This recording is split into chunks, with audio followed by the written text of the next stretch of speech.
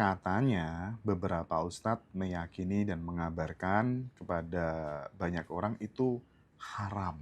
Nah, bagaimana Pak Kojim melihat hal ini, Pak Kojim? Ya, jadi begini Mas ya, musik, tarian, dan patung ini kan tentunya ustadz yang mengharamkan itu, kita tidak menyalahkan bahwa ya salah. Cuma literatur ya yang dipelajari itu yang tidak melihat background lebih jauh. Ya. Jadi musik itu adalah dari bahasa Arab. Ya. Jadi tidak mungkin kalau itu diharamkan sampai lahir musik. Ya. Musik itu bahasa Arab. Ya. Nah, musik itu pertama kali justru dipakai oleh para sufi.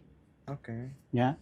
Musik itu dipakai para sufi, makanya nanti gereja ya itu mengadopsi setelah perang salib itu mengadopsi bahwa di gereja itu ada musik, ya kan? Nah, Islam ya di luar yang lebih ada kepentingan politik di belakang hari, itu semua mazhab itu tidak ada mengharamkan musik itu, ya.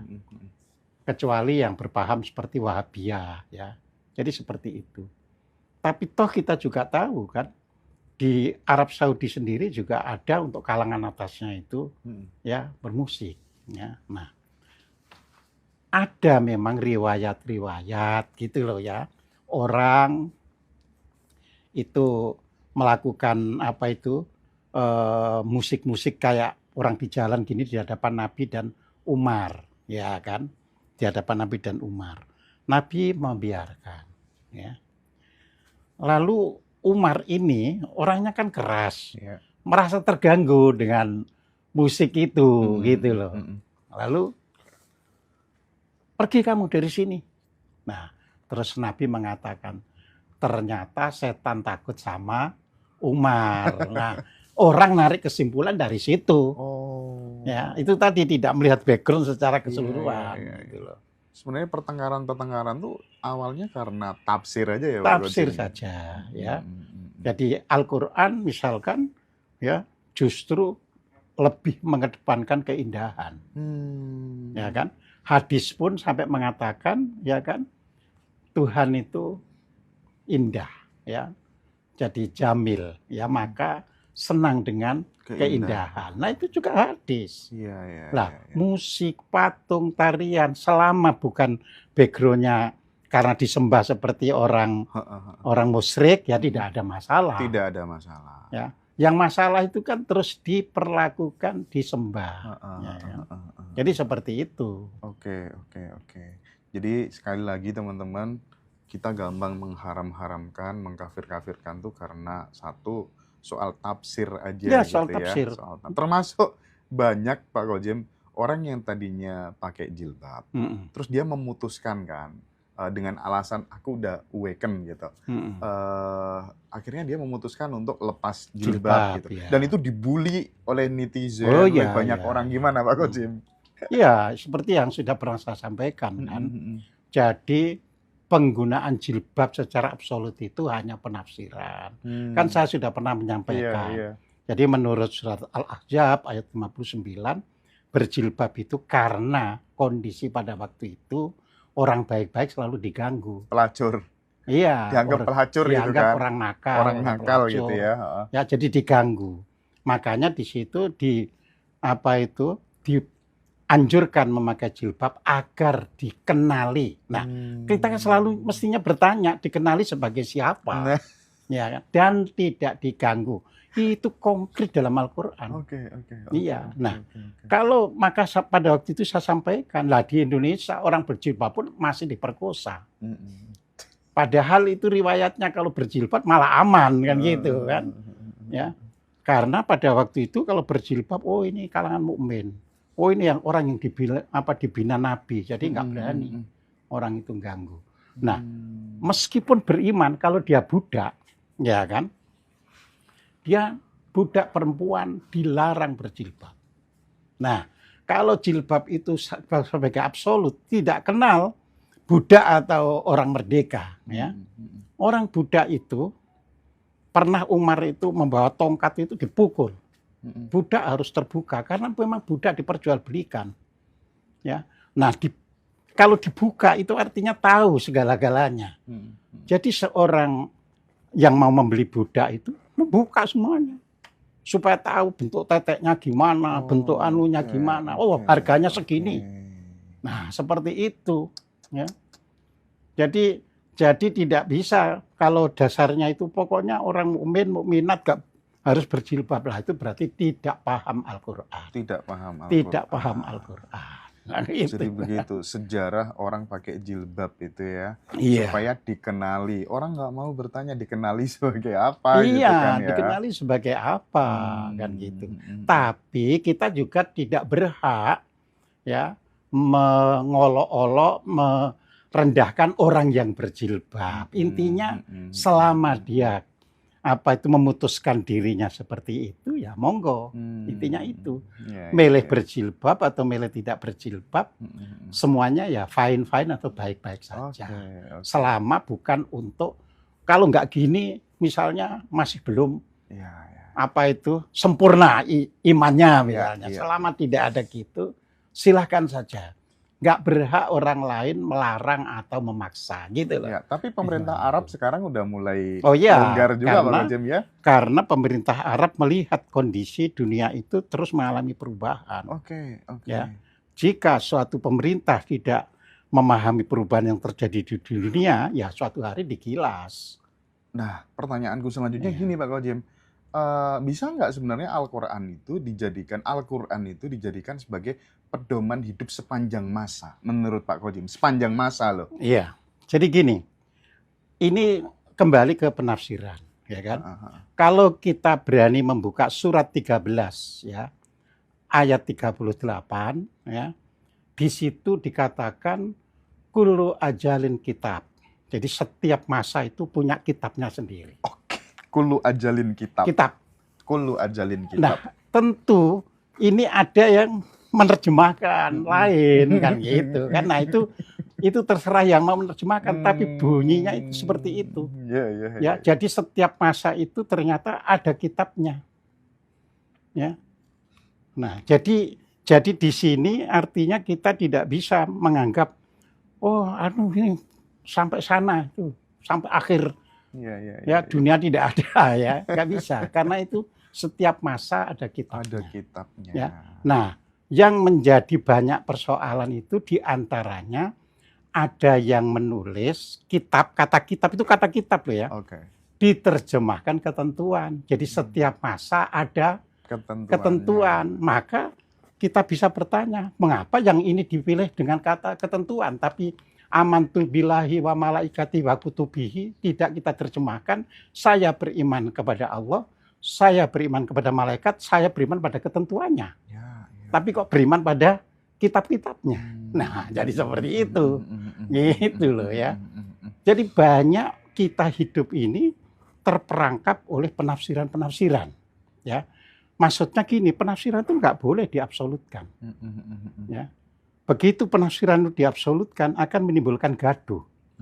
Ya tinggal percaya saja, silahkan mau percaya Al-Quran untuk sepanjang masa, ya selama tidak memaksa orang lain, kami juga harus percaya seperti itu, ya tidak ada persoalan. Yang penting nggak maksa orang lain. Nggak maksa gitu orang. Ya, Pak Kojem, ya? Jadi intinya beriman itu tidak pernah memaksa orang. Karena iman itu dari kedalaman hati. Jadi itu. Ya. Nah, ini nih menarik nih soal patung dan lain sebagainya udah kejawab ya. Musik udah kejawab, jilbab udah kejawab gitu ya. Sekarang soal babi Pak Kojem, apa salahnya babi sehingga kemudian diharamkan gitu? Iya, waktu itu sudah juga saya cuplek ya kan. Jadi babi kalau di dalam Al-Qur'an itu ya, jadi pada surat 6 ayat 145 atau 146 itu dikatakan ya bahwa babi itu rijs ya, rijs itu artinya kotor ya. Nah, tentu penerjemahan rijs atau kotor ini pada penafsiran. Ya.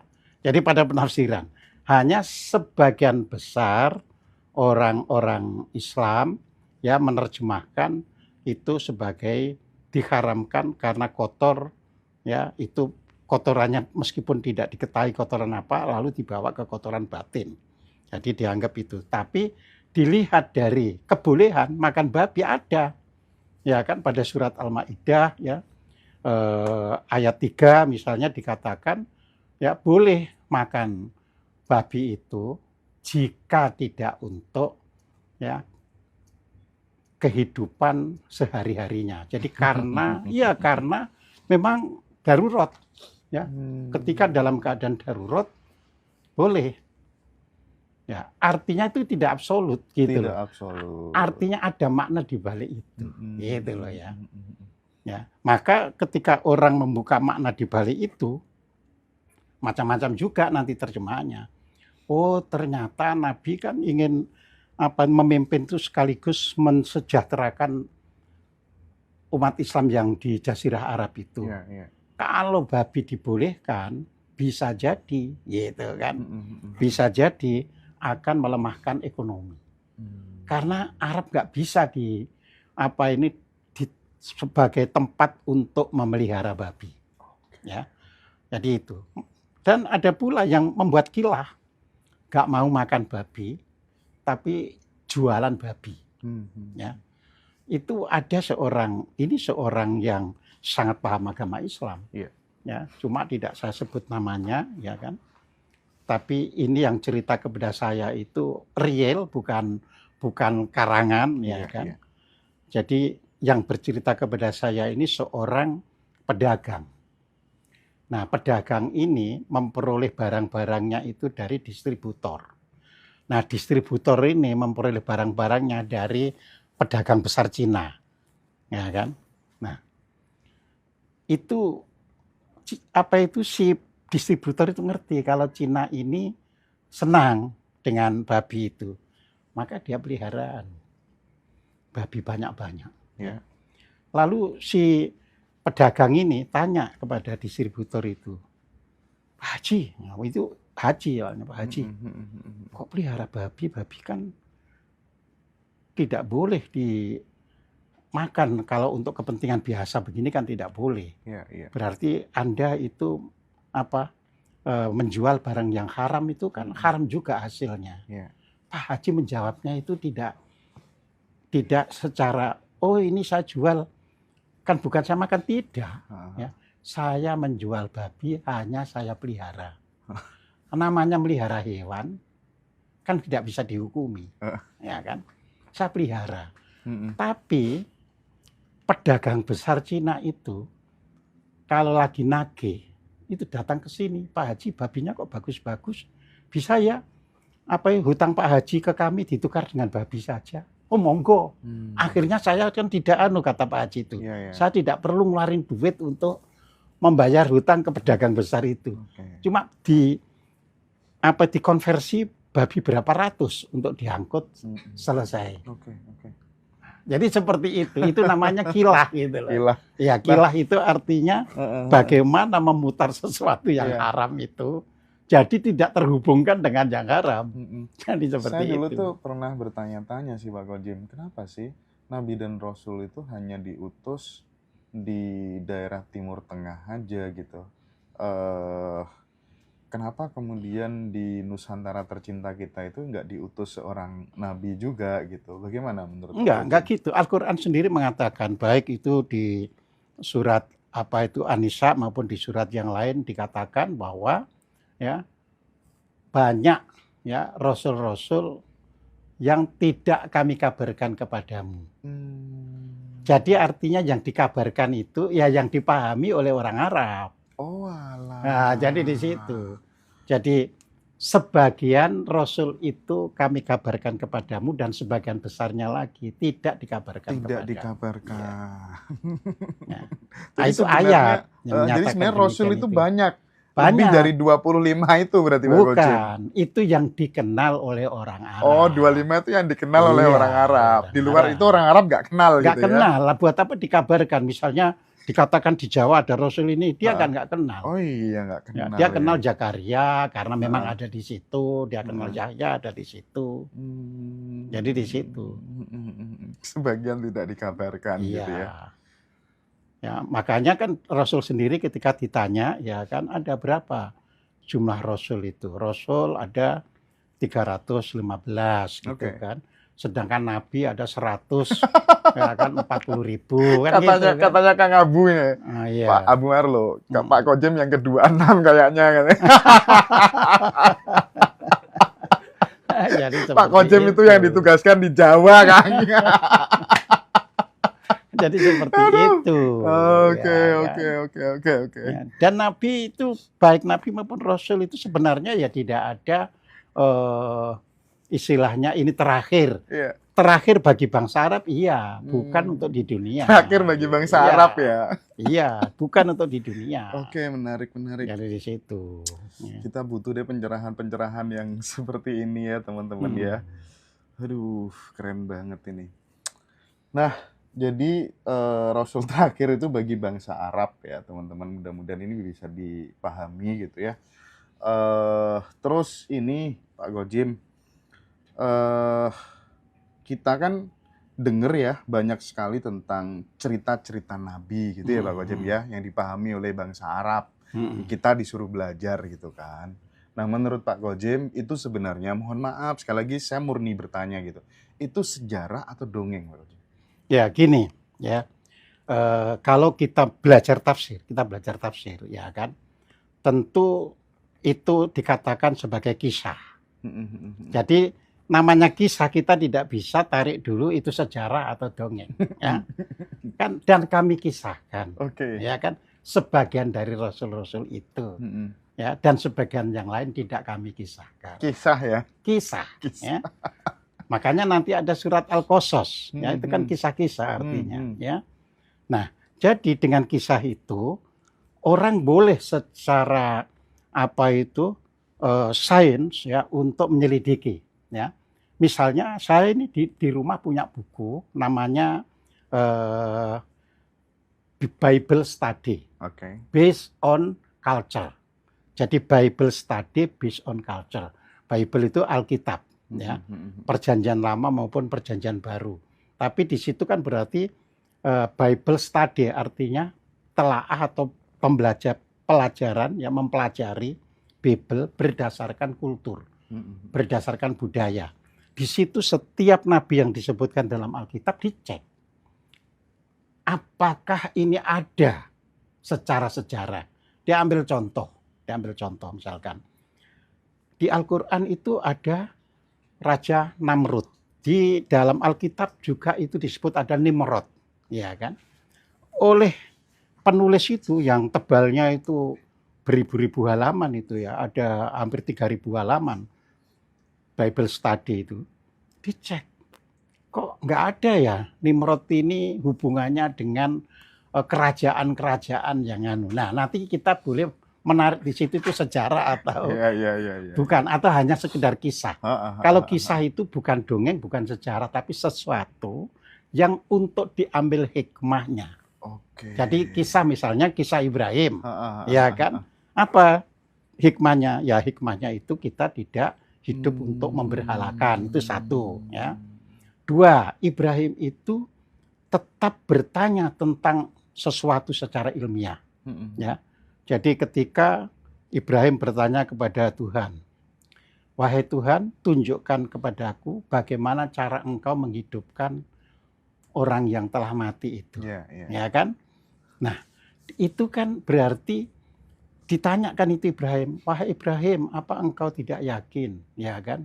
Oh, aku sangat beriman kepada engkau, tetapi untuk menenangkan keyakinanku, karena ini kan selalu bertanya aja, ya kan? Nah, lalu ambillah 4 burung, ya kan? Nah, itu nanti di dalam penerjemahan mulai terjadi perbedaan. Ada yang mengatakan ambil 4 burung itu artinya di situ kan terus disuruh meletakkan di setiap bukit, ya kan? Diterjemahkan, ambillah burung itu lalu cincang-cincang, ya, dan letakkan masing-masing di atas bukit. Begitu kamu undang, kamu panggil, saya akan datang. Tapi ada kata cincang itu tidak diterjemahkan cincang.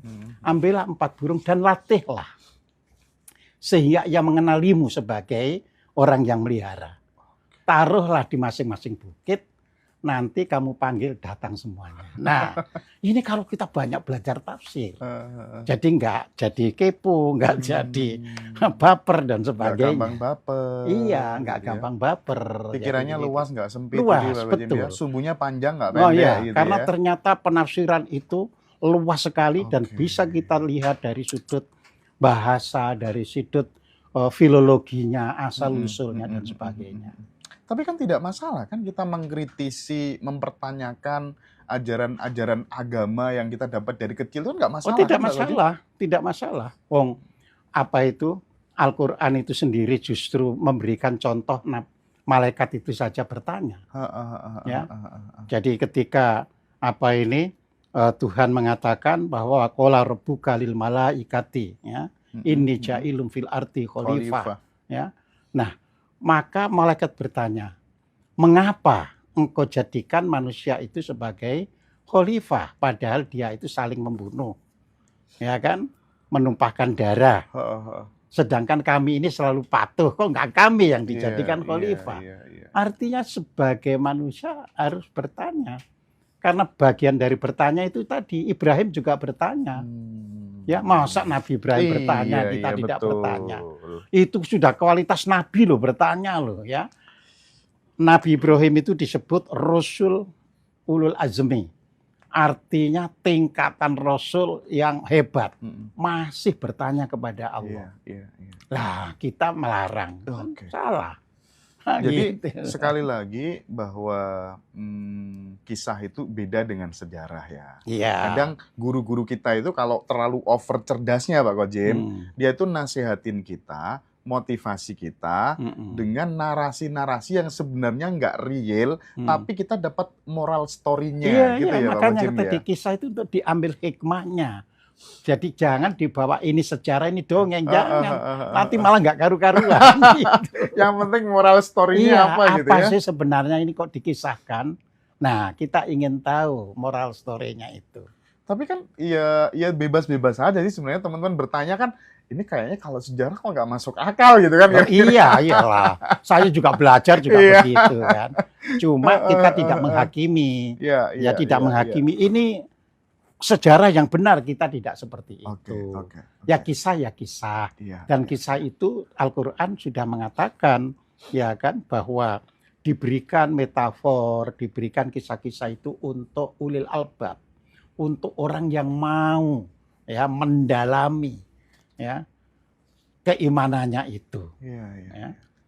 Jadi seperti itu. Justru kalau kita langsung nggak mau ini ya nggak ulil albab. Ya. Kan dikatakan misalnya di surat Al-Imran ayat 191 ya kan.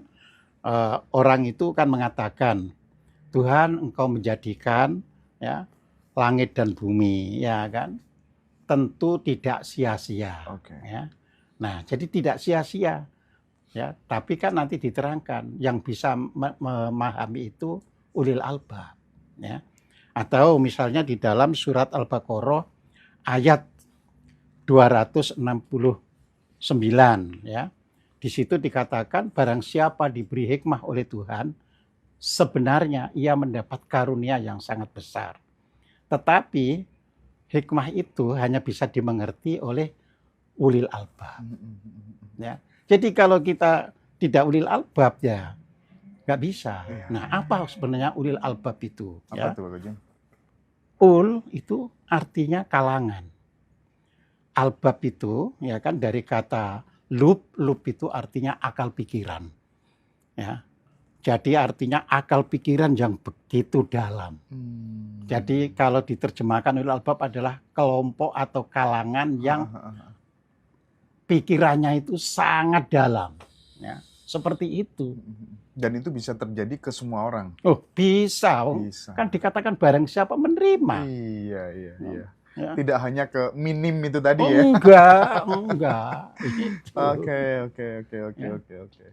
Nah, di segmen ini satu pertanyaan terakhir Pak Kojim. Pendidikan agama itu sebenarnya membuat anak-anak kita, adik-adik kita, generasi muda itu terdidik atau terdoktrin sih Pak Kojim? Begini. Kalau di zaman saya, kan harus begitu kan. Saya juga dididik agama, ya. Tetapi pada waktu itu pendidikan agama hanya diberikan ketika anak kelas 3 SD ya sampai dengan kelas 5. Mengapa kelas 6 itu tidak ada pelajaran agama? Karena kelas 6 itu untuk mengejar bisa lulus ujian. Jadi yang diajarkan itu yang mata ajaran yang ada kaitannya dengan ujian. Ya. Yang tidak ya sudah nggak diajarkan. Ya.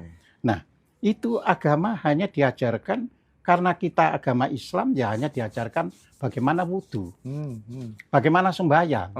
Jadi tidak menyentuh misalnya kalau agama itu tidak begini, itu haraman. Enggak ke sana. Jadi sepanjang ngajarkan agama itu hanya terbatas pada praktik-praktik keagamaan, tidak menjadi doktrin. Tapi begitu agama itu diajarkan untuk ini salah, ini benar, nah nanti jadi doktrin. Jadi seperti itu. Itu yang menyebabkan terdidik atau terdoktrin gitu betul. Ya. Jadi sekarang ini menjadi terdoktrin karena dari kelas 1 sudah diajari agama, terus sudah dinyatakan yang itu salah, yang ini benar. Nah, sudah ke sana. Solusinya biar geser lagi ke terdidik bukan terdoktrin apa? Ke praktek agama saja. Puasa itu gimana sih? Praktik aja ya. Iya, praktik aja. Jadi Islam mengajarkan puasa itu begini. Udah. Enggak ada di luar itu. Boleh itu dicarikan dalil-dalilnya tidak menjadi masalah. Iya, Pak Kojem please jadi next Menteri Agama katanya Kang Abu Marlo. Iya deh, bener tuh. Sip. Kan masalahnya Menteri Agama ini pilihan politik. Nah itu masalahnya. Jadi nggak ketiban sampur gitu.